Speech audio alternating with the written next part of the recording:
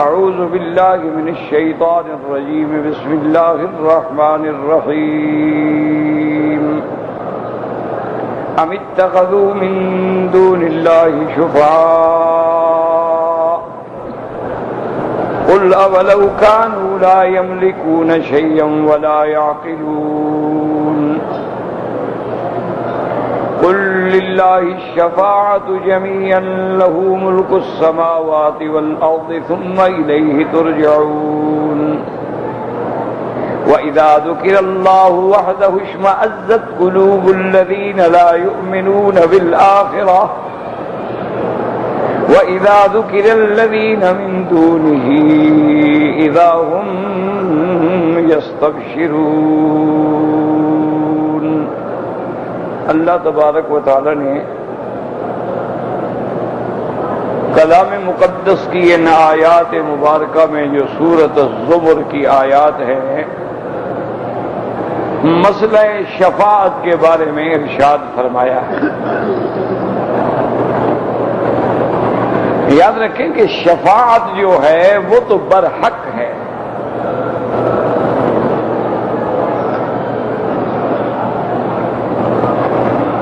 قیامت میں شفاعت کبریٰ اور کئی شفاعت خاصہ جو ہیں وہ ہمارے آقا محبوب دو عالم حضرت محمد مصطفیٰ صلی اللہ علیہ وسلم فرمائیں۔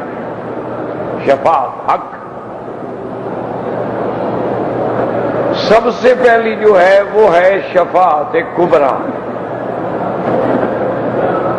شفاعت کبریٰ جو ہے وہ تو سارے اولین و آخرین کو فائدہ پہنچے گا کہ جب محشر کا دن ہوگا اور ہر آدمی پریشان ہوگا الا جن کو اللہ نے پریشانی سے محفوظ رکھا ہے، اللہ کے خاص بندے جو ہیں، تو اب ساری مخلوق سب سے پہلے حضرت آدم علیہ السلام کے پاس آئیں گے۔ ویسے بھی اصول ہے، دنیا میں بھی نظام ہے کہ جب آدمی چاہے فرما بردار ہو یا نافرمان ہو، جب اولاد کو تکلیف ہو تو باپ کے پاس آتے ہیں۔ تو آدم علیہ السلام چونکہ ابو البشر ہے، تمام اللہ کی مخلوق انس کے باپ ہے، کہ سارا سلسلہ حضرت آدم سے چلا۔ اس کے بعد پھر حضرت نوح جو ہے وہ بھی آدم ثانی ہے، کیونکہ جب طوفان آیا سب ہلاک ہو گئے، کوئی بھی نہ بچا، صرف وہ لوگ بچ گئے جو حضرت نوح علیہ السلام کی کشتی پہ سوار تھے،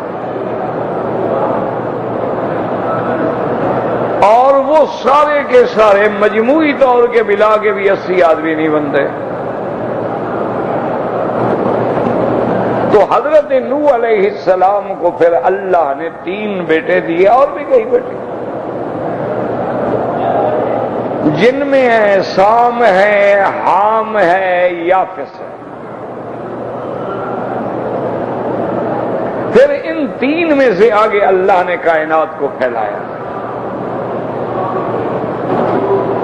بعض لوگ جو ہیں وہ سامی ہیں، بعض حامی ہیں، بعض یافس کی اولاد ہیں، لیکن ہیں سارے نوح علیہ السلام کی اولاد، اور نوح علیہ السلام ولد آدم سے ہیں،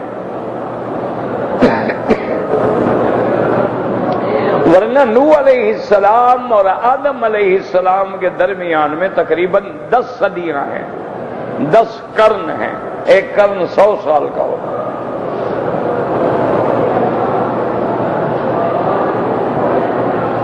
تو اس لیے سارے اولین و آخرین حضرت آدم علیہ السلام کے پاس آئیں گے کہ انت ابو البشر، آپ انسانوں کے باپ ہیں، اور آپ وہ انسان ہیں کہ اللہ نے ساری مخلوق کو کن سے پیدا فرمایا ہے، تمہیں اللہ نے اپنے ہاتھوں سے بنایا۔ خلقتہ بیدی، اللہ فرماتے ہیں میں نے اپنے ہاتھوں سے آدم کو بنایا، اور پھر تم اول خلیفۃ من الانس، پہلے انسان ہو جس کو اللہ نے خلیفہ بنا کے زمین میں بھیجا ہے۔ تو اس لیے آپ ہماری سفارش کریں، لیکن یاد رکھیں یہ شفاعت سفارش اس لیے نہیں ہوگی کہ ہمارے گناہ معاف کر دیں، ہمیں جہنم سے نکال دیں، ہمیں جنت میں نہیں۔ یہ شفاعت صرف اس لیے ہوگی کہ اللہ سے عرض کریں کہ ہمارے مقدمات کی سماعت شروع ہو جائے۔ باقی فیصلہ تو جو اللہ فرمائیں گے فرمائیں گے۔ جسے آپ کہتے ہیں جی کوشش کریں گے کہ پیشی تو لگ جائے نا، سماعت تو ہونا، اب 4 سال 10 سال بندہ کچی میں پڑا ہے، پیشی نہیں لگتی، تو ان کے لیے وہ جو ایک دن ہوگا وہ تو 1000 سال کے برابر ہوگا نا، الف سنۃ مما یعملون۔ تو حضرت آدم علیہ السلام انکار فرما دیں گے، وہ کہیں گے میں سفارش نہیں کر سکتا، نفسی نفسی نفسی، آج تو مجھے اپنا خوف ہے۔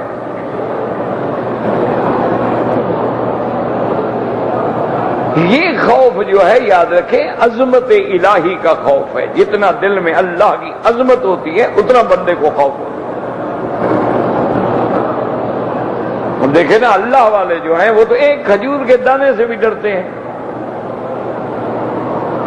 ایک دن میرے محبوب دو عالم، آپ کو فاقہ ہے، تکلیف ہے، ایک کھجور پڑی تھی راستے میں، آپ نے فرمایا مجھے ڈر ہے کہ پتہ نہیں یہ صدقے کی کھجور نہ ہو، اگر مجھے یہ ڈر نہ ہوتا لاکل دوہا میں اٹھا کے کھا لیتا، لیکن میں ڈرتا ہوں پتہ نہیں صدقہ ہو، اور صدقہ اللہ نے مجھ پہ حرام کیا ہے۔ یعنی اللہ کا نبی ایک کھجور سے ڈر رہا ہے، ہم تو باغ کھا گئے نا، ہم نے تو صرف کھجوریں نہیں بلکہ کھجوروں کے درخت بھی ہضم کر لیے۔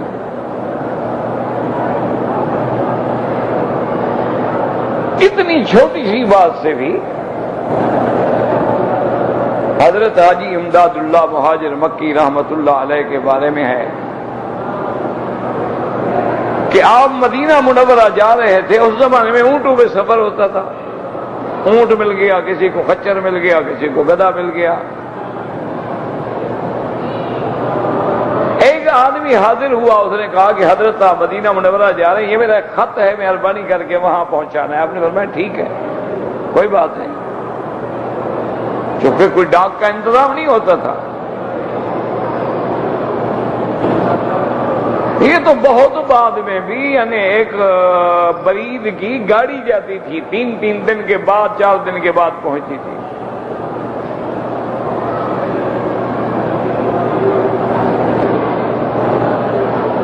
تو اصولاً اب آپ یعنی دیکھیں کہ حالات یہ ہیں کہ خط ہے، خط لفافہ ہے، اس میں خط ہے، اور میں لے جاؤں گا لیکن ٹھہر جاؤ۔ وہ اونٹ والا بدو جو ہے وہ کہیں کام گیا، ابھی آ جاتا ہے۔ انہوں نے کہا حضرت خط آپ نے لے جانا ہے، اونٹ والے کا کیا مسئلہ ہے؟ انہوں نے کہا خدا کے بندے، جب میں نے اونٹ والے سے مزدوری طے کی تھی تو اپنے علاوہ جو سامان دکھایا تھا اس میں تمہارا یہ خط تو شامل نہیں تھا۔ اس کی اجازت کے بغیر میں لے جاؤں، جو وزن بڑھ جائے تو قیامت میں کون جواب دے گا؟ یہ ہے اتقاء۔ ہم تو کہتے ہیں جناب ایئرپورٹ، جی آپ فکر نہ کریں، ایئرپورٹ پہ میرے دوست ہیں، یار کتنا سامان ہے، لے چلو، کوئی مسئلہ ہی نہیں ہے۔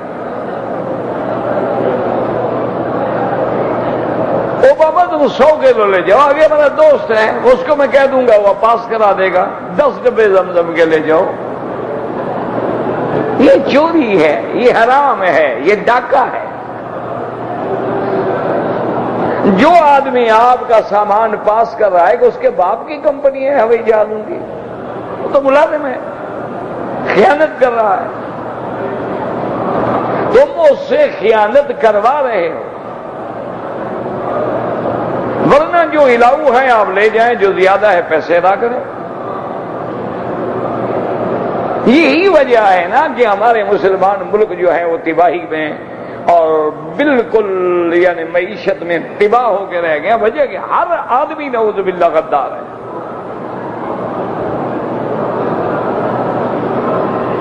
ہر آدمی خائن ہے. ہر آدمی کو صرف ایک دھن ہے کہ کوئی راستہ نکلے. میں رات کو سو رہا ہوں, صبح اٹھوں تو کروڑ پتی ہو جاؤں. وہ یہ سوچتے نہیں کہ حرام کیا ہے حلال کیا ہے, تو مسئلہ ہی نہیں ہے نا. مسئلہ ہی کوئی نہیں ہے نا. یہ جو ساری مہنگائی ہے یہ سارا کیا ہے؟ یہ کاروباری لوگوں کا کھیل ہے. تیل سستا ہو گیا, انہوں نے اسٹاک کر کے چھپا دیا. نہیں ہے. مہنگا ہو گیا, ظاہر کر دیا. اب اگر ایک آدمی کے پاس 1 لاکھ گیلن اسٹاک میں پڑا ہے, 10 روپے ریٹ بڑھ گیا, 10 لاکھ اس نے تو کما لیا نا. اب ہم مرتے ہیں, بڑھ جائیں.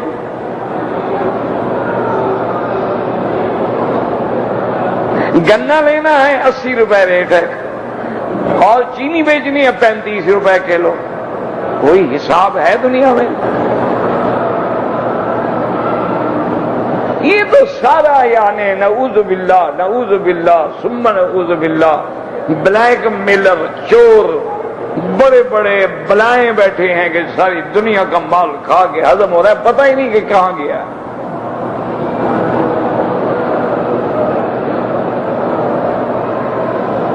بڑی آسان سی بات ہوتی ہے, نہیں بڑی معمولی سی بات ہے. 70 روپے کا $1 ہے. وہ کیا کرتے ہیں, $1 لاکھ خرید کر کے رکھ دیا. 80 روپے ہو گیا, پھر بینک کو دے دیا. 10 روپے فی ڈالر مل گیا. 1 لاکھ رکھا, 10 لاکھ مل گیا. یہ سارا کچھ ملی بھگت ہوتی ہے, جان کے کرتے ہیں. اور ہر آدمی اللہ معاف فرمائے, اللہ معاف فرمائے, ایک آدمی جھاڑو دے رہا ہے, وہ بھی اس فکر میں ہے کہ میں یہاں سے کیسے جمپ کروں اوپر جانے کے لیے. بھائی جھاڑو میں تو کچھ نہیں ملے گا. ہونے کا کمال کر دیا یار, یہ جو حاجی سامان باہر رکھتے ہیں لے جاؤ.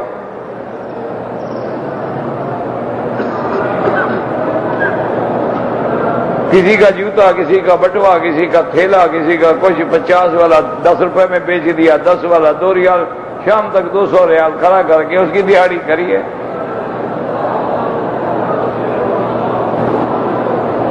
یہ سارا مقصد یہ ہے کہ اگر آپ قریب جائیں گے نا, دیکھیں گے تو یہ سارا ایک گورکھ دھندا ہے.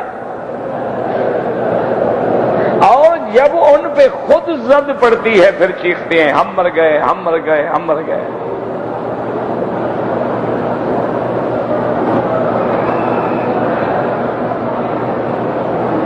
تو اس لیے آپ دیکھیں کہ یہ ہے تقویٰ. حضرت آدم علیہ السلام نبی ہے, اللہ نے ان کی غلطی معاف کر دی, توبہ قبول ہو گئی, لیکن پھر بھی ڈر رہے ہیں کہ نفسی نفسی نفسی. پتہ نہیں اللہ آج پھر پوچھ لے. بادشاہ ہے جو چاہے. کہ میں نے آپ کو منع کیا تھا کہ اس درخت کے قریب نہ جاؤ, تم کیوں گئے؟ پوچھ لیں, کیا کر سکتا ہوں. تو خلاصہ یہ ہے کہ حضرت آدم سے لے کر سیدنا عیسیٰ علیہ الصلاۃ والتسلیم کے پاس وہ ساری اللہ کی مخلوق آ رہی ہے, اس میں سب ہیں.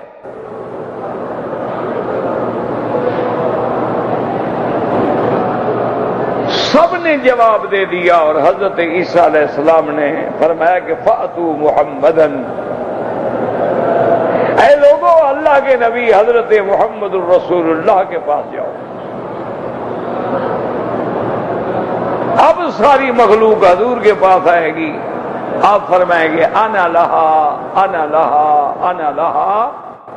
اس شفاعت کے لیے اللہ نے مجھے چن لیا ہے اور کسی کی قبول نہیں ہوگی. تو یہ شفاعت کبریٰ ہے. کیا معنی؟ پیشی لگ گئی. پھر شفاعت ہوگی ان لوگوں کے لیے جن کے عمل برابر ہو گئے. پھر شفاعت ہوگی ان لوگوں کے لیے کہ اللہ میری امت کے اتنے بندے آپ نے وعدہ فرمایا تھا بغیر حساب کے بخش دیں۔ پھر شفاعت ہوگی ان لوگوں کے لیے کہ مومن ہے لیکن گناہگار ہے، جرائم ہیں، قتل ہیں، ڈاکے ہیں، زنا ہیں، چوری ہے، کبائر کا مرتکب ہے، اس کے لیے بھی شفاعت ہوگی۔ تو شفاعت تو برحق ہے، مسئلہ سمجھیے۔ اللہ کے انبیاء شفاعت فرمائیں گے، اللہ کے قرآن کی سورتیں بھی شفاعت فرمائیں گی، حافظ قرآن بھی شفاعت فرمائیں گے، علماء اولیاء بھی شفاعت فرمائیں گے۔ شفاعت تو برحق ہے، لیکن جو آیات ہم نے پڑھی ہیں یہ کافروں کا ایک اعتقاد تھا کہ جن کی ہم عبادت کر رہے ہیں، جن کو ہم نے خدا بنایا ہے، معبود بنایا ہے، الہ بنایا ہے، جن کے آگے ہم جھکتے ہیں، سجدہ کرتے ہیں، منت دیتے ہیں، نظر دیتے ہیں، جن کے نام کے ہم وظیفے پڑھتے ہیں، یہ ہمارے سفارشی ہیں، یہ اللہ کو شفاعت کر کے ہمیں چھڑا دیں گے۔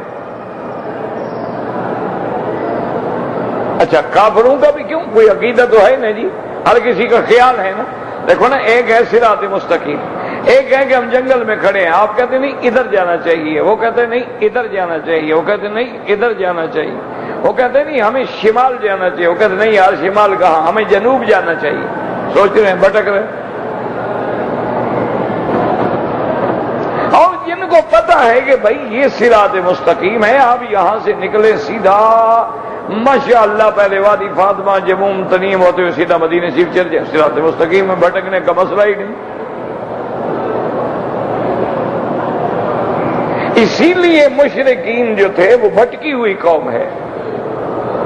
کبھی تو کہتے تھے کہ ہم مر جائیں گے، مرنے کے بعد مٹی ہو جائیں گے، اٹھیں گے ہی نہیں، جب اٹھیں گے نہیں تو شفاعت کیا کریں گے؟ جب مرنے کے بعد اٹھنا ہی نہیں، ختم کسے ختم ہو گیا۔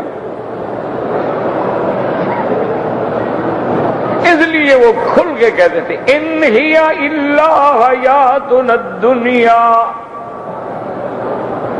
بس یہ زندگانی ہے دنیا کی، نموت ونحیا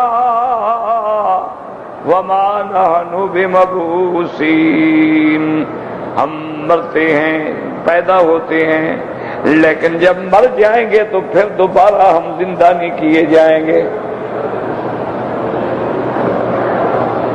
نموت ونحیا کیا معنی؟ بعض علماء فرماتی ہیں یعنی بعض ہم میں مر جاتی ہیں، بعض پیدا ہو جاتی ہیں، تو بس یہ ایک روٹین ہے، چلی ہوئی ہے، کوئی مر رہا ہے، کوئی پیدا ہو رہا ہے، کوئی مر رہا ہے، کوئی پیدا ہو رہا ہے، لیکن وما نحن بمبعوثین، ہم دوبارہ کھڑے نہیں ہوں گے، نہ قیامت ہے، نہ حشر ہے، نہ دوبارہ پیدا ہونا ہے۔ اس لیے اللہ نے سورۃ یاسین کی آخری آیات میں بڑی وضاحت سے فرمایا وَلَمْ يَرَ الْإِنسَانُ أَنَّا خَلَقْنَاهُ مِن نُطْفَةٍ فَإِذَا هُوَ خَصِيمٌ مُبِينٌ۔ ایک کافر حضور کی خدمت میں آیا، رحمت دو عالم صلی اللہ علیہ وسلم کے سامنے ایک ہڈی لے آیا، وہ سیدھا کسی قبرستان سے کسی مردے کی ہڈی لے کے آیا حضور کے سامنے، اور حضور کے سامنے اس ہڈی کو یوں پیسا ہو، وہ تو مٹی ہو گئی، گلی ہوئی ہے، پھونک ماری اڑ گئی۔ کہنے لگا حضور یہ قبرستان کی ہڈی ہے جو گل کے خاک بن چکی، میرے پھونک سے اڑ گئی، کیا آپ یہ عقیدہ فرماتے ہیں کہ یہ دوبارہ اٹھے گا؟ حضور نے فرمایا نعم، اللہ اٹھائے گا۔ اس لیے قرآن کہتا ہے کہ دیکھو اس انسان کا حال جس کو میں نے گندے پانی سے پیدا کیا ہے، جب میں نے پیدا کیا انسان بنایا، عقل دی، طاقت دی، صحت دی، قوت دی، اب میرے خلاف جھگڑے کرتا ہے۔ ضرب لنا مثلا وَنَسِيَ خَلْقَهُ، یہ ہمارے مسائل، ہمارے حکم کے خلاف مثالیں دیتا ہے، اپنی پیدائش کو بھول گیا کہ جو اللہ تجھے تیری اماں کے رحم میں ایک قطرے پانی سے پیدا کرنے کے قابل ہے، کیا وہ تمہیں دوبارہ اس مٹی سے پیدا کرنے پہ قادر نہیں؟ قال من يحيي العظام وهي رميم، کہتا ہے کون ہے جو اس ہڈیاں کو سیدھا ہو گئی، کون ان کو زندہ کرے گا؟ اللہ نے فرمایا قل يحييها الذي انشأها اول مرة وهو بكل خلق عليم۔ اللہ نے فرمایا میرے محبوب آپ ان کو کہہ دیں وہی ذات دوبارہ زندہ کرے گی جس نے پہلے پیدا کیا ہے۔ تو اللہ کے آگے کیا مشکل؟ تو اس لیے یاد کرو، بعض کافر کہتے تھے کہ قیامت ہے ہی نہیں، بات ہی ختم، جب قیامت ہے ہی نہیں بس دنیا کی زندگانی۔ اور بعض کافروں کا یہ اعتقاد تھا کہ نہیں قیامت تو ہے لیکن ہمیں عذاب نہیں ہوگا۔ کیوں؟ نحن ابناء اللہ واحباؤہ، ہم تو اللہ کے بیٹے ہیں، اللہ کے محبوب ہیں، اس کے بیٹے کو محبوب سمجھنے والے ہیں، ہمیں عذاب نہیں ہوگا۔ ان کا یہ عقیدہ تھا، وہ کہتے ہیں کہ جی دیکھیں نا عزیر اللہ کا بیٹے، ہم اس کی پارٹی ہیں، اللہ کے بیٹے کی پارٹی، اللہ کے ہم بھی بیٹے ہو گئے، محبوب ہو گئے، ہمیں کیوں عذاب ہوگا؟ ان کا یہ عقیدہ، یہ بھی ایک جماعت ہے۔ اور بعض یہ کہتے تھے، وہ کہتے نہیں پہلی بات تو یہ ہے کہ قیامت ہوگی نہیں، اور اگر ہوگی ہؤلاء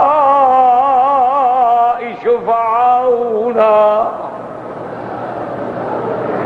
ہؤلاء شفعاؤنا عند اللہ، وہ کہتے تھے کہ پھر یہ ہمارے آلہہ جو ہیں، یہ ہمارے خدا جو ہیں، یہ ہمارے معبودان جو ہیں، قیامت میں یہ ہماری سفارش کر کے چھڑا دیں گے۔ تو یہ ان کا عقیدہ تھا کہ ان کی جو ہم عبادت کر رہے ہیں یہ اس لیے نہیں کر رہے ہیں کہ یہ اصل خدا ہے، نہ یہ اللہ کے محبوب ہیں، اللہ کے پیارے ہیں، اللہ کے قریب ہیں۔ ما نعبدہم الا لیقربونا الی اللہ زلفیٰ، ہم ان کی نہیں عبادت کرتے مگر اس لیے کہ یہ اللہ کے قریب ہمیں کر دیں گے، سفارش کر دیں گے۔ یہ ان کے عقیدے تھے۔ اور یاد رکھیں، اور یہی عقیدہ ہے ہمارے آج کے جاہل کا بھی، وہ بھی یہی عقیدہ رکھتا ہے۔ اب نماز پڑھیں نہ پڑھیں، روزہ رکھیں نہ رکھیں، حج کریں نہ کریں، زکوٰۃ دیں نہ دیں، حلال کھائیں حرام کھائیں، بس ہمارا مرشد جو ہے بالکل وہ قیامت میں ہمیں چھڑا لے گا، ایک دن کے لیے بھی جہنم میں نہیں جانے دے گا۔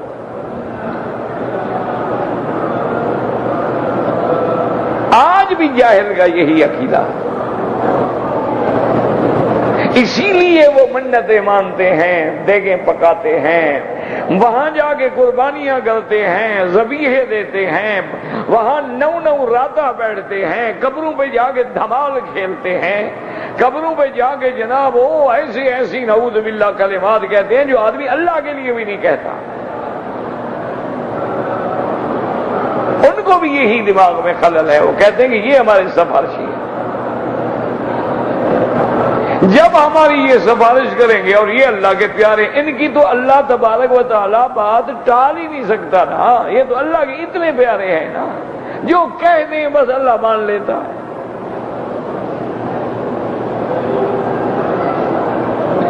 اور اس پہ دلائل کیا دیتے ہیں؟ کسی اللہ والے کی کرامت کا ذکر کر دیا کہ فلاں اللہ والے نے یہ کہا تو ہو گیا، فلاں اللہ والے نے ہاتھ اٹھائے بارش آ گئی، فلاں اللہ والے نے دعا کی اللہ نے مجھے بیٹا دے دیا، فلاں اللہ والے نے دعا کی مجھے اللہ نے حج نصیب کر دیا۔ وہ یہ دلائل یہ دیتے ہیں جو کرامات ہیں۔ یاد رکھو کرامات اولیاء برحق ہے، لیکن اللہ چاہے تو کرامت ظاہر ہو، نہ چاہے تو نہ ہو۔ حضرت عمر کی کرامت ہے کہ مدینے میں کھڑے ہو کے نہا بند 1 مہینہ دور دیکھ رہے ہیں، اور قاتل پچھلی صف میں کھڑا ہے، نہیں دیکھتے۔ یہ تو اللہ کے فیصلے ہیں۔ اللہ تبارک و تعالی اگر چاہیں تو امر خارق عادت کسی ولی کے ہاتھ میں ظاہر کر دے، نہ چاہے نہ کرے۔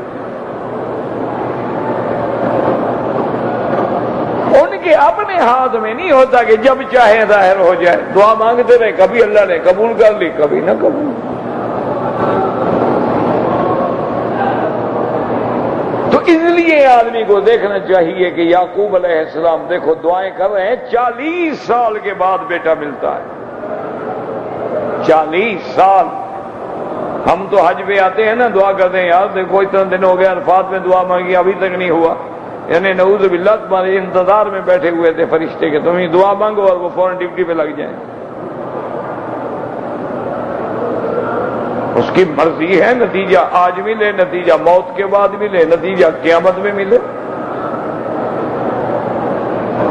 بندے کا کام ہے کہ مانگتا رہے، نوکر کا کام ہے تعویل کرتا رہے، سائل کا کام ہے دروازہ کھٹکھٹاتا رہے۔ اب آگے مرضی ہے، جب چاہیں کھول دیں، جب چاہیں نہ کھولیں۔ تو ان کا بھی یہی عقیدہ تھا کہ یہ ہماری سفارشی، ہمارے شفاعت کریں۔ تو یاد رکھو، اب شفاعت کے لیے 2 چیزیں ضروری ہیں،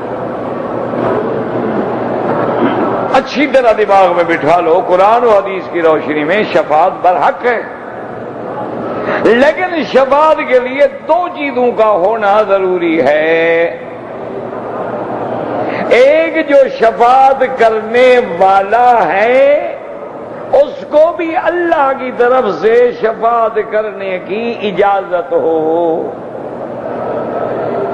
یاد رکھو، اچھی طرح سمجھ رہے، بڑا اہم مسئلہ ہے، اور اسی میں لوگ پڑھ کے نعوذ باللہ شرک میں چلے گا۔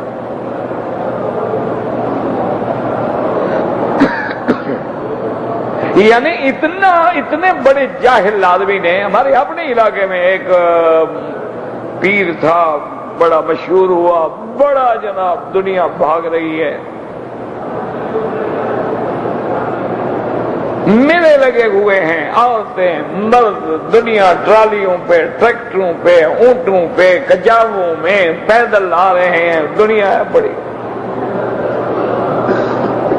میرے اپنے علاقے میں ایک افسر تھا، اس کے خلاف مقدمہ ہو گیا، پریشان ہو گیا، وہ غائب ہو گیا، چھپ گیا۔ وہ اسی پیر کا مرید تھا۔ اچھا، ہمارے علاقے کا آدمی تھا، میں نے بھی کہا کہ پتہ کرو کہاں چلا گیا، اس کو کوئی ضرورت ہو، ہم اس بیچارے کی مدد کریں۔ بہرحال پتہ کیا، کوئی پتہ نہ لگا، کئی دن کے بعد وہ آ گیا۔ میں نے اس کو بلایا، انہوں نے کہا بھی ہم پریشان تھے، تم کہاں چلے گئے اللہ کے بندے؟ اس نے کہا جی میرے خلاف پرچہ ہو گیا، مقدمہ ہو گیا، فوجداری، اور میں سرکاری ملازم ہوں، اور سرکاری ملازم میں جب پرچہ ہو جائے تو پھر تو ایک مصیبت ہوتی ہے نا۔ میں نے کہا اللہ کے بندے جو تم کہتے ہیں ہم بھی جو کچھ کر سکتے ہو۔ انہوں نے کہا جی بس کہنے کی کیا ضرورت تھی، تمہارا مرشد حضرت بہت کامل ہے۔ بس میں مرشد کی خدمت میں جا کے بیٹھ گیا۔ اس نے کہا تم نے زیادتی تو بڑی کی ہے، تم نے حرام تو کھایا ہے، رشوت تو کھائی ہے، مقدمہ جھوٹا تو ہے نہیں۔ میں نے کہا جی کھایا تو ہے۔ اب مرشد کے آگے تو حضرت ہم جھوٹ نہیں بول سکتے تھے نا، بس یہ 20-25 لاکھ ہی میں نے کھایا تھا، کوئی زیادہ تو نہیں۔ یہ پرانے تو اس وقت 20 لاکھ 20 کروڑ ہوگا۔ پھر میں نے کہا بھی کیا ہوا؟ اس نے کہا پیر صاحب نے کہا کہ بھی آدھے پیسے تو لے آؤ نا ہمارے لنگر کے لیے، دیکھو لنگر حلال سے چل رہا ہے۔ میں نے کہا حضرت سارے؟ انہوں نے کہا نہیں سارے نہیں، بہرحال تم نے محنت کی، جو آدھے تو دے دو لنگر کو، باقی رہ گیا مقدمہ اس کا فکر کیوں کرتے ہو؟ تو رات ہم پڑھیں گے، بس کل مقدمہ تمہارا اڑ جائے گا، ختم، بات ہی ختم ہو۔ بیٹھے رہو تم یہاں، کھول کے بیٹھے رہو، کوئی دنیا کی طاقت تمہیں ہاتھ نہیں لگا سکتی، تم ہمارے مرید ہو، تمہیں کیا ہو سکتا ہے؟ اس نے آدھے پیسے دے دیے اور 10-15 دن کے بعد میں نے کہا کیا ہوا؟ نے کہا بس جناب پتہ نہیں کوئی ایسے حالات پیدا ہوئے جناب، اوپر سے ایک بہت بڑے آدمی کا سب بن گیا، وہ میرا مقدمہ خارج ہو گیا، میں اپنی ڈیوٹی پہ آ گیا ہوں۔ میں نے کہا یار تمہارا پیر تو واقعی بڑا پہنچا ہوا ہے۔ میں نے اس کے متعلقہ بڑے افسر سے پتہ کیا کہ یار یہ کیا ہوا؟ اس نے کہا حضرت فلاں افسر نے 5 رکھا آدھا اس کو دیا ہے، یہ کوئی پھونکو شونکو سے نہیں اڑ گیا ہے، یہ مال تقسیم ہوا ہے۔ اچھا مجھے بھی، ہم نوجوان تھے، بچے تھے، شوق ہوتا تھا، میں نے کہا ہم بھی جاتے ہیں پیر کو دیکھتے ہیں۔ بس یہ بیماری تو ہوتی ہے نا بچپن میں، جذبہ تو ہوتا ہے نا کہ جوش ہوتا ہے۔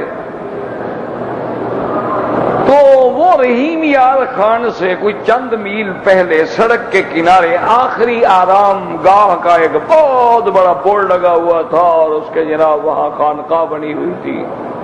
بہرحال جناب میں بھی پہنچ گیا، احتیاط ہم نے کر لی، اپنے 2-4 بلوچ شلوچ ساتھ رکھ لیے کہ تیار رہے نا، خدا نہ خواستہ گڑبڑ ہو جائے۔ وہاں جب میں گیا تو دیکھا کہ عجیب پیر ہے بھائی، ساری دنیا کے ملنگ بھنگ پیے ہوئے نشے میں دھت یا علی کے نعرے لگا رہے ہیں، کوئی بھنگ بنا رہا ہے، کوئی رگڑ رہا ہے، سینکڑوں پڑے ہوئے۔ میں نے کہا یہ کوئی نرالا پیر ہے، ایسا پیر تو ہم نے نہیں دیکھا کبھی۔ عورتیں ہیں سب وہ لائنیں لگی ہوئی، ان کا کوئی ایک گلے میں کنٹھے، کلابے، ہاتھ میں لوہے کے پتہ نہیں کیا کیا بلائیں۔ وہ آ گیا اس کا بڑا خلیفہ۔ میں نے کہا یار پیر صاحب کی زیارت کرنی ہے۔ اس نے کہا جی اس وقت ملتے تو نہیں ہیں کسی کو، لیکن میں صحیح آپ کو جانتا ہوں، آپ کا نام جا کے کہتا ہوں۔ میں نے کہا یار میں اتنی دور سے آئی ہوں، 80 میل میرا دور گھر ہے۔ اب 80 میل اس زمانے میں سفر کرنا، ٹوٹی بھٹی بسیں ہوتی تھیں جو ایک دفعہ بیٹھ جاؤ تو اترنے کے بعد اپنی ماں بھی نہ پہچانے کہ میرا بیٹا ہے۔ میں یار اتنا عذاب بھگت کے آئے ہیں، مہربانی کرو۔ اس نے کہا جی میں کہتا ہوں جا کے، اب ان کی مرضی ہے لیکن میں کہتا ہوں یہ۔ اس نے کہا نہیں بلائیں فوراً۔ میں چلا گیا، کھڑا ہو گیا، اتنے بڑی بڑی مونچھیں، داڑھی منڈی ہوئی، بال اتنے بڑے یہاں تک، اور جناب نشے میں دھت، سرخ آنکھیں، عجیب سا، معلوم ہو وحشی درندہ ہے، کسی کا خون پی کے جیسے بیٹھا ہوا۔ بڑی مشکل سے دیکھا اور کہتا ہے وکیل صاحب آپ بڑی غلط جگہ پہ آ گئے۔ میں کہا کیا بنا؟ کہ میں کوئی پیر شیر تھوڑا ہوں حضرت، میں تو بالکل ایک ملنگ ہوں علی کا، فاسق فاجر شرابی زانی آدمی ہوں، سب جھوٹ کا دھندا ہے، کوئی پیری شیری نہیں میرے پاس۔ اور میں نے کہا دنیا تو بڑا، نے کہا دنیا کا مکی صاحب کیا ہے، جاہلوں کے جاہل معتقد ہوتے ہیں، میرے پاس کوئی عالم بیٹھے ہوئے ہیں اعتقاد والے۔ نے کہا حضرت آپ غلط جگہ پہ آ گئے ہیں، میرا خدا جانتا ہے نہ میں پیر ہوں نہ میں بزرگ ہوں، میں تو بے نماز ہوں، شرابی زانی فاسق فاجر بندہ ہوں۔ آپ نے غلطی کی۔ میں نے کہا غلطی تو ہو گئی لیکن آپ مہربانی کرو توبہ کر لو۔ میں نے کہا اب آ گئے تو اس کو کوئی نصیحت تو کریں، اب آئے بھی ہیں، اتنا سفر بھی کیا ہے، تو بس آدھا گھنٹہ میری باتیں سنتا رہا۔ ساری سننے کے بعد اس نے کہا مکی صاحب میں جو گناہ میں نے کیے ہیں نا، مجھے یقین ہے مجھے توبہ بھی نصیب نہیں ہوگی، میں تو کتے کی موت مروں گا، پتہ نہیں میں کہاں مرا پڑا ہوں گا، کوئی مجھے نماز بھی پڑھے گا، جنازہ بھی پڑھے گا نہیں۔ اور میں نے کہا اللہ کے دروازے بند نہیں ہوئے، توبہ کرو۔ کہتا ہے بس دعا کرو۔ میں کہا دعا تو تب کروں کہ تمہاری بھی تو نیت ہو نا۔ اس کے بعد اس بیچارے نے کچھ پیسے بھی مجھے پیش کیے، کہنے لگا حضرت یہ ہیں حرام کے، لیکن ہدیہ قبول کر لیں تو حرام تو میرے لیے تھا نا، آپ کے لیے تو حرام نہیں ہے۔ میں نے کہا بھائی اپنے پاس رکھو، باہر بہت ملنگ بھوکے پڑے ہیں، ان کو کھلانا کھلانا۔ اس کے بعد اللہ عالم وہ مر گیا، وہ توبہ کر گیا، کہاں گیا؟ چند دنوں کے بعد وہ مسئلہ ختم، سب جگہ ویران ہو گئی۔ انہوں نے کہا کہاں؟ انہوں نے کہا جی پتہ نہیں پیر صاحب کہاں گئے۔ اللہ عالم، اللہ نے توبہ نصیب کر دی۔ وما ذلک علی اللہ بعزیز، اللہ کے آگے کیا مشکل۔ ساری زندگی شرک میں گزر جائے، ایک دفعہ رو کے توبہ کر لو، اللہ تو معافی کرنے کے لیے تیار ہے۔ اسی لیے تو فرعون جب ڈوب رہا تھا تو کتابوں میں آتا ہے کہ جبریل نے دریا کی مٹی لے کے اس کے منہ میں بھر دی۔ تو بعض مفسرین نے لکھا ہے کہ جبریل کو اس کے فرعونیت پہ، اس کے دعوی الوہیت پہ، دعوی ربوبیت پہ غصہ تھا۔ حضرت جبریل کو اس کے شرک پہ جلال تھا، اس لیے غصے میں آ گئے کہ یہ بدبخت کہہ تو رہا ہے نا کہ میں ایمان لاتا ہوں، پتہ نہیں اللہ معاف کر دے۔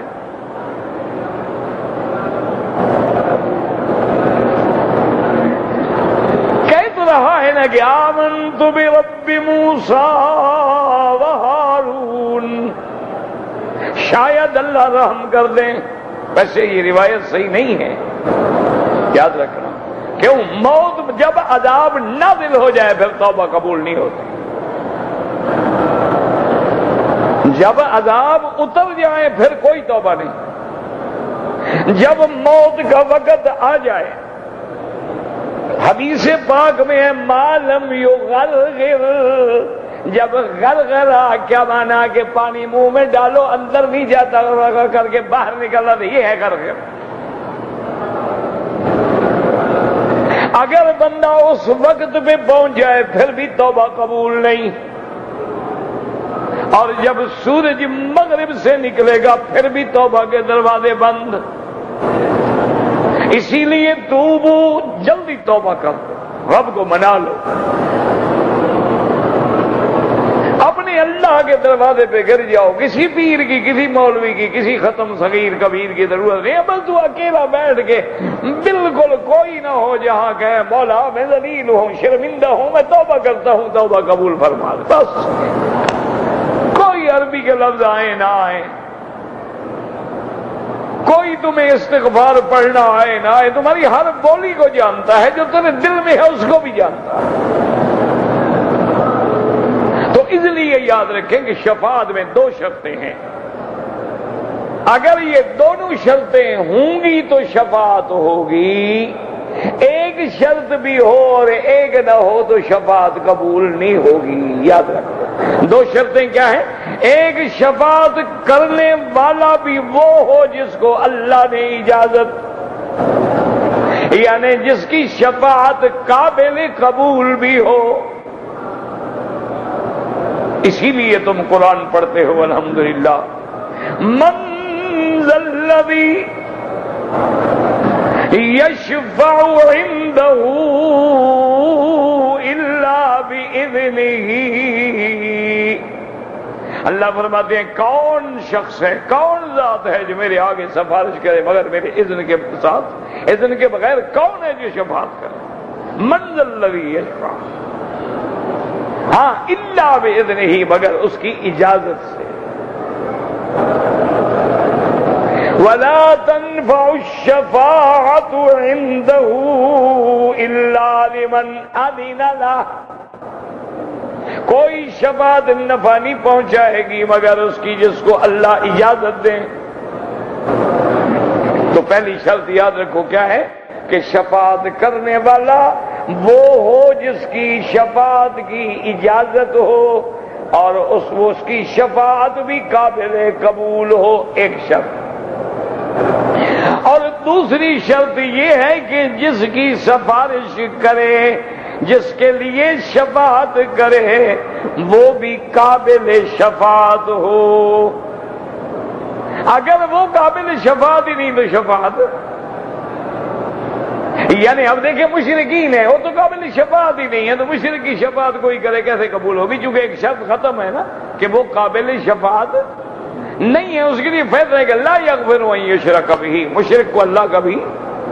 اسی لیے سیدنا ابراہیم الخلیل علیہ السلام ہمیشہ اپنے ابے کے لیے دعا مانگتے رہے، وَاغْفِرْ لِأَبِي إِنَّهُ كَانَ مِنَ الضَّالِّينَ، میرا اللہ میرے ابے کی مغفرت فرما دے، وہ گم کرتا رہا ہے۔ اور دعا مانگتے رہے. جب آزر مر گیا اللہ نے فرمایا ابراہیم اب نہ دعا مانگنا اپنے باپ کے لیے، کیونکہ جب تک بندہ زندہ ہو ممکن ہے کہ توبہ کر لے ہدایت پہ آ جائے، لیکن جب کفر پہ مر گیا شرک پہ مر گیا تو بات ختم ہو گئی. اب وہ شفاعت کے قابل ہی نہیں، اب نہ شفاعت کرنا. وما كان استغفار ابراہیم لأبیہ إلا عن موعدة وعدها إياه فلما تبين له أنه عدو لله تبرأ منه.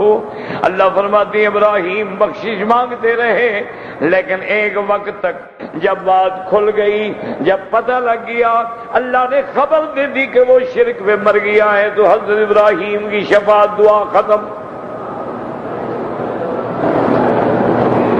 تو اس لیے یاد رکھیں کہ دو شرطیں، شفاعت کرنے والا بھی اللہ کے اذن سے شفاعت کریں. اسی لیے حضور فرماتے ہیں کہ جب میں شفاعت کروں گا اللہ پاک مجھے اپنے محامد سکھلائیں گے، پھر عرش کے نیچے آ کے میں سجدہ کروں گا، اللہ تبارک و تعالیٰ کی حمد و ثنا بیان کروں گا اور اللہ سے اجازت چاہوں گا. اب اللہ حکم دیں گے ارفع راسک سل تعطا، محمد مصطفیٰ سر اٹھا لیں آپ کی درخواست ہم منظور کرتے ہیں. تو اللہ کا نبی بھی اذن لے گا، اجازت لے گا. اب کافر جو کہتے ہیں کہ ہمارے یہ سفارشی ہیں، اب یاد رکھو ان کے معبود جو ہیں دو قسم کے ہیں. بعض اگر صرف پتھر ہے، بعض صنم ہیں، اصنام ہیں، بت ہیں، لکڑی کے، سونے کے، چاندی کے، یہ تو خود قابل شفاعت، یعنی یہ تو شفاعت کرنے کے قابل ہی نہیں، تو کیا شفاعت کریں گے؟ یہ تو بولتے نہیں، چلتے نہیں، سنتے نہیں، حرکت نہیں کرتے. لا ينفع ولا يضر، نہ نفع دیتے ہیں نقصان دیتے. اچھا بعض لوگ وہ ہیں جن کو جو حضرت عیسیٰ کی عبادت کرتے ہیں. اب حضرت عیسیٰ تو اللہ کا نبی ہے نا، اللہ کا رسول ہے. حضرت عزیر علیہ السلام کی عبادت کرتے ہیں. بعض لوگ ملائکہ کی عبادت کرتے ہیں، بعض لوگ اولیاء اللہ کی عبادت کرتے ہیں، ان کو سجدے کرتے ہیں، قبروں پہ جاتے ہیں، طواف کرتے ہیں، ہاتھ باندھتے ہیں، الٹے پاؤں چلتے ہیں، منتیں مانگتے ہیں. اب دیکھیں یہاں ایک شرط تو موجود ہے کہ وہ لوگ حضرت عیسیٰ، حضرت عزیر، اللہ کے اولیاء شفاعت کرنے کے قابل ہیں، لیکن دوسری شرط نہیں ہے کہ جن کی سفارش کریں وہ مشرک ہیں، ان کے بارے میں سفارش قبول ہی نہیں ہو سکتی. تو اب ایک شرط تو ہے لیکن دوسری شرط نہیں، ان کی شفاعت کیسے کریں؟ اس کی مثال سمجھ لیں تاکہ خدا کرے مسئلہ سمجھ آ جائے. قیامت کا دن ہوگا، حضرت ابراہیم کھڑے ہوں گے، آپ کے ابا آزر کو فرشتے جو ہیں ان کے گلے میں زنجیریں ڈالے ہوئے، ان کو اغلال و سلاسل میں جکڑے ہوئے جہنم کی طرف لے جا رہے ہوں گے. حضرت ابراہیم چیخ پڑیں گے کہ یا اللہ، میرا اللہ تیرا وعدہ ہے قیامت والے دن میں اپنے انبیاء کو رسوا نہیں کروں گا. یا اللہ آپ نے تو وعدہ فرمایا ہے کہ یوم لا یخزی اللہ النبی والذین آمنوا، اس دن ہم اپنے نبی کو رسوا نہیں کریں گے. ایو خزی من اب الابعد، یا اللہ اس سے بڑی رسوائی کیا ہوگی کہ خلیل میں تیرا ہوں، میرا ابا ہے اور جہنم کی طرف جا رہا ہے، اس سے بڑی میرے لیے کیا رسوائی ہوگی. اللہ فرمائیں گے ابراہیم آنکھیں بند کرو، اب کھولو. اب کھول کے دیکھیں گے تو اللہ اس کو ایک حیوان کی شکل میں بدل دیں گے. اللہ فرمائیں گے ابراہیم ہم مشرک کے لیے سفارش نہیں قبول کر سکتے، یہ رہے گا جہنم میں، ہم نے شکل بدل دی ہے، کوئی پہچانے گا نہیں کہ کون، لیکن رہے گا جہنم. اب دیکھو ابراہیم علیہ السلام تو قابل شفاعت ہیں، وہ تو خلیل اللہ ہیں، وہ تو نبی اللہ ہیں، لیکن آگے شفاعت کا محل نہیں. ایک شرط ہے دوسری نہیں پائی گئی تو شفاعت کیسے؟ اس لیے صحابہ نے پوچھا کہ یا رسول اللہ صلی اللہ علیہ وسلم، آپ کے چچا ہیں ابی طالب، انہوں نے ساری زندگی آپ کے اوپر نچھاور کر دی، آپ کی خدمت، آپ پہ احسان، کافروں سے، مشرکوں سے، رشتہ داروں سے رشتے توڑ ڈالے، میرا مدنی پاک آپ کی اس کی ان خدمت کے صلے میں اس کو کوئی قیامت میں آپ کی طرف سے بھی فائدہ ہوگا؟ ابھی طالب کون ہے؟ چچا ہے، حضرت علی کا باپ ہے اور حضور کا سگا چچا ہے، اور چچا بھی وہ ہے جو محسن محمد مصطفیٰ ہے، جس نے حضور کے لیے جان کی بازی لگا دی، تمام مکے والوں سے جنگ لڑی۔ حضور پاک نے فرمایا چونکہ میرے چچے کی موت ایمان پہ نہیں ہوئی، اس لیے میں اس کی شفاعت تو نہیں کر سکتا، لیکن میری خدمات کے صلے میں اس کو اتنا رعایت ضرور ملے گی کہ بڑا نرم عذاب دیا جائے گا، اور فرمایا وہ عذاب ایسے ہیں اس کو آگ جہنم کے جوتے پہنائے جائیں گے جس سے اس کا دماغ جو ہے ابل رہا ہوگا۔ یہ نرم عذاب ہے، یعنی عذاب ہوگا، عذاب سے چھٹکارا نہیں ہو سکتا، کیونکہ حضور تو شفاعت کرنے کے قابل ہیں، لیکن جن کی شفاعت کرنی ہے وہ اس قابل، وہ شفاعت کا محل نہیں ہے۔ جیسے آپ کے پاس پانی تو ہے لیکن گلاس نہیں، برتن نہیں، کس میں ڈالیں گے؟ تو کوئی چیز بھی تو ہونا ڈالنے کے لیے، پانی تو ہے، ڈالیں گے اس میں؟ اسی لیے آپ دیکھیں کہ بعض لوگ دریاؤں کے کنارے پہ آباد ہیں لیکن زمینیں برباد ہیں، کیوں؟ وہ پانی کیا کریں؟ دریا سے اچھال کے پھینکیں زمین میں، نہ نہر ہے، نہ نالا ہے، نہ واٹر کورس ہے، کیا کریں؟ حالانکہ وہ بالکل نہر کے اوپر بیٹھے ہوئے ہیں، آگے جا کے نہریں سب کو پانی پلا رہی ہیں لیکن یہ محروم بیٹھے ہوئے ہیں۔ تو اس لیے ہمیشہ یاد رکھیں کہ جب تک دو شرطیں نہ ہوں اس وقت تک عبادت قبول نہیں ہوگی۔ اسی لیے قرآن کہتا ہے یوم یقوم الروح والملائکہ، یوم یقوم الروح والملائکۃ صفا، وہ قیامت کا دن ہوگا جب اللہ کا فرشتہ روح وہ بھی صف میں کھڑے ہوں گے، فرشتے بھی صف میں بنا کے کھڑے ہیں، لا یتکلمون الا من اذن له الرحمن وقال صوابا، وہ تو بول بھی نہیں سکیں گے جب تک اللہ حکم نہ دے، بول ہی نہیں سکیں، اور اگر بولیں تو بولیں بھی وہ بات جس پہ اللہ راضی ہو۔ اللہ نے کہہ دیا کہ مشرک کی شفاعت بند ہے، تو وہ کیسے کر سکتے ہیں؟ وہ تو وہ بات کریں گے جو بات بھی حق ہونا، اور مشرک کے لیے شفاعت نہیں ہے۔ تو اس لیے مسئلے کو سمجھ لیں، انہی آیات میں اب ہمیں یہی سمجھایا گیا ہے، قل اللہم اتخذوا من دون اللہ شفعاء قل اولو كانوا لا يملكون شيئا ولا يعقلون قل لله الشفاعة جميعا له ملك السماوات والأرض ثم إليه ترجعون وَإِذَا ذُكِرَ اللَّهُ وَحْدَهُ اشْمَأَزَّتْ قُلُوبُ الَّذِينَ لَا يُؤْمِنُونَ بِالْآخِرَةِ وَإِذَا ذُكِرَ الَّذِينَ مِن دُونِهِ إِذَا هُمْ يَسْتَبْشِرُونَ۔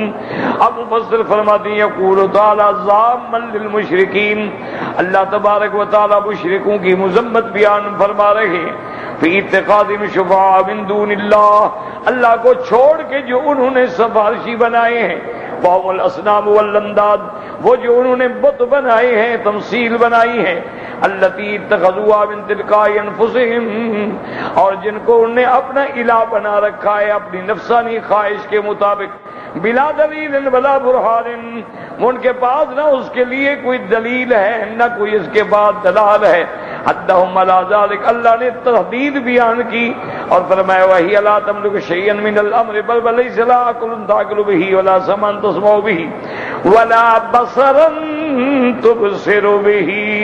اللہ نے فرمایا بدبختو، جن کو تم نے الہہ بنایا ہے، جن کو تم نے سفارشی بنایا ہے، ان کے ہاتھ میں تو کچھ بھی نہیں ہے، بلکہ ان کو تو عقل بھی نہیں ہے کہ سمجھ سکیں، ان کو تو سننے کی طاقت ہی نہیں ہے کہ سن سکیں، ان کو تو دیکھنے کی طاقت بھی نہیں ہے کہ دیکھ سکیں، بل یہ جمادات اسرع حالا من الحیوان بکثیر، بلکہ یہ تو پتھر ہیں، یہ بے جان ہیں، یہ بت ہیں، ان سے تو حیوان ہی بہتر ہے، جانور ہی بہتر ہیں، چلو ان میں کوئی شعور تو ہے، ان کو سفارشی بناتے ہو۔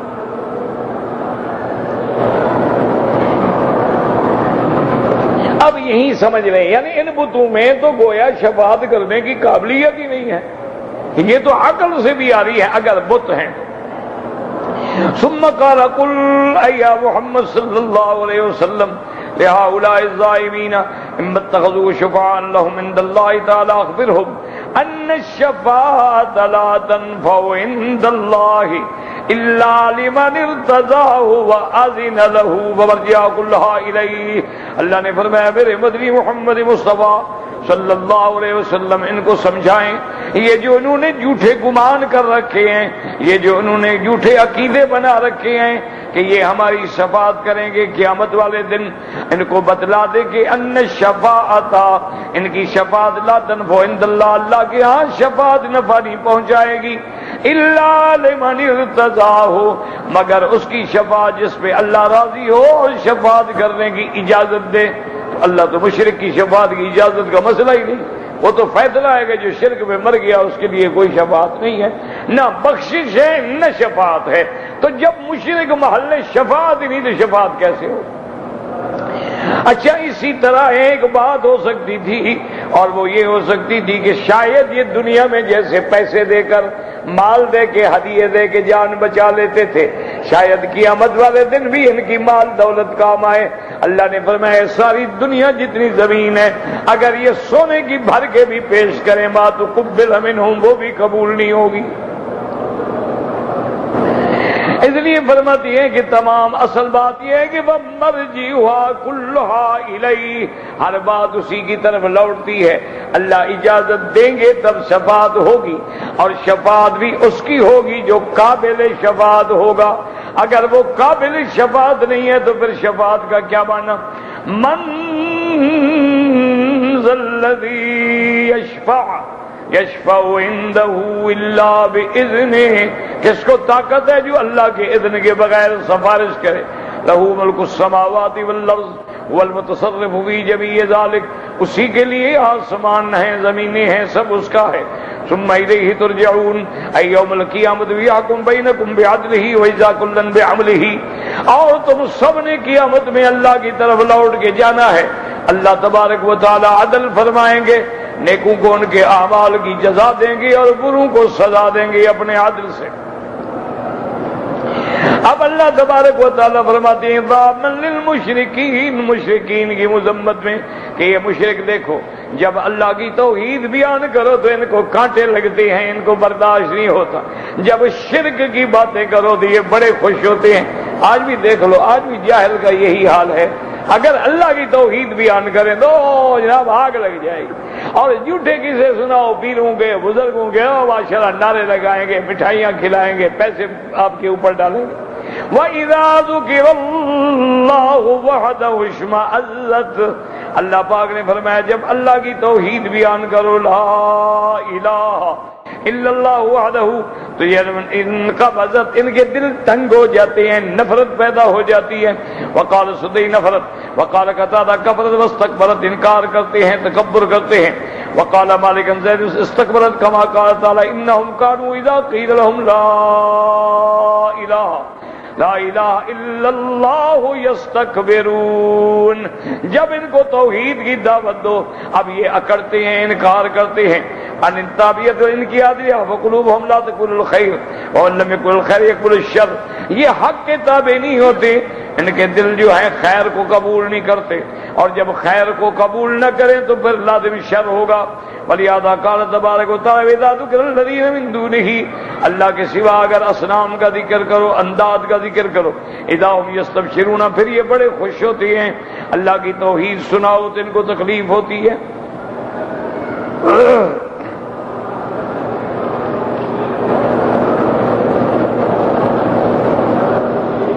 میرے والد ایک ایسے آدمی کے مرید ہیں جس نے کبھی نماز ہی نہیں پڑھی، دعا کرو کہ اللہ آپ کے والد کو توبہ نصیب کرے، اور ایسے لوگوں سے اللہ ہر مسلمان کو بچائے۔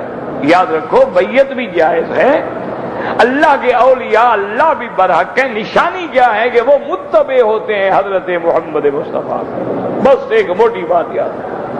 ان کا اٹھنا بیٹھنا، نماز روزہ، کپڑا لباس، شکل صورت، گویا کہ وہ تصویر ہوتے ہیں حضرت محمد رسول اللہ۔ دیکھو نا جیسے آج کل ہمارے نوجوان جن کا محبوب انگریز ہے، جن کا محبوب جو ہے موجودہ ماڈرن قسم کے لباس ہیں، دیکھو ان کے لباس میں رہتا ہے کہ نہیں رہتا؟ اسی طرح شیو کرے گا، اسی طرح ٹائی لگائے گا، اسی طرح پنس پہ سوٹ پہنے گا، اسی طرح چھری کانٹے سے کھائے گا، اسی طرح ٹیبل پہ کرسی پہ بیٹھ کے کھانا کھائے گا، اسی طرح منہ بگاڑ بگاڑ کے انگریزی بولے گا، لوگ سمجھیں کہ نسلی خاندانی کافر ہے۔ تو جو محمد مدنی کا ولی ہوگا وہ بھی تو محمد مصطفیٰ والی شکل بنائے گا، وہ لباس بھی وہی پہنے گا جو محمد مصطفیٰ کا، وہ نماز بھی اسی خشوع و خضوع سے پڑھے گا جیسے میرے محمد مصطفیٰ نے، وہ تہجد، اشراق، ضحیٰ، اور اسی طرح دعوت، امر بالمعروف، نہی عن المنکر، توحید کا اعلان، اور کفر سے اور شرک سے بھگانے کی کوششیں۔ تو جو بالکل صحیح معنی میں محمد مدنی کا غلام ہے وہ ہمارے سر کا تاج ہے، وہ ولی اللہ۔ باقی جو نماز ہی نہ پڑھے وہ تو امام احمد حنبل کے نزدیک کافر ہے، پیر کیسے بنے گا؟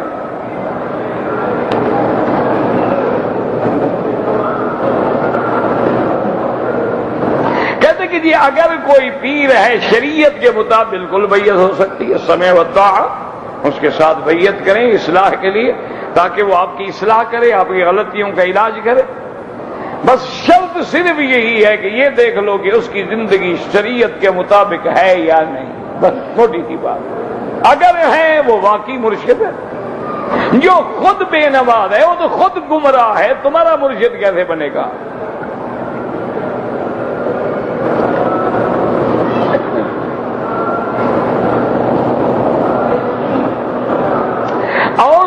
اور مرد طواف کر رہے تھے، بچھڑ گئے، انہوں نے طواف کرنے کے بعد بال کاٹ دیے، پھر ان کو جب آدمی ملے پھر صفا کیا، پھر بال میں بھی بال کاٹے تو بالکل دم ہے، یعنی ان کو بال کاٹنے کی اتنی جلدی تھی کہ محرم کی انتظار ہی نہیں کی، بس طواف سے جو ہی فارغ ہوئی کینچی پکڑ لی۔ آخر وجہ کیا تھی؟ میرا بھائی جب تک صفا مروہ نہ دوڑے بال کاٹنا منع ہے، انہوں نے واجب چھوڑ دیا، پہلے بال کاٹے بعد میں صفا مروہ دوڑی، تو اس لیے لازم ان پہ دم پڑ گئی۔ دم کا معنی ہوتا ہے ایک بکری لے کر اللہ کے حرم کے حدود میں ذبح کر کے فقراء مکہ کے غریبوں اور فقیروں میں تقسیم کرو، یہ معنی ہوتا ہے دم کا، یعنی بکری ہو، بکرا ہو، دبی دمبا جو بھی ہو، تو وہ لینے کے بعد ذبح کرے، خود بھی نہ کھائے، چونکہ یہ دم جبر ہے، اس نے غلطی کی ہے، اس کو جرمانہ ہو رہا ہے، خود بھی نہ کھائے اور باہر بھی نہ لے جائے، مکے کے اندر جو مسکین ہیں ان کو کھلائے، اور جہاں منڈیاں ہیں نا جہاں مال ملتے ہیں وہاں کئی فقیر کھڑے ہوتے ہیں۔ ربنا تقبل منا انک انت السمیع العلیم وتب علینا انک انت التواب الرحیم۔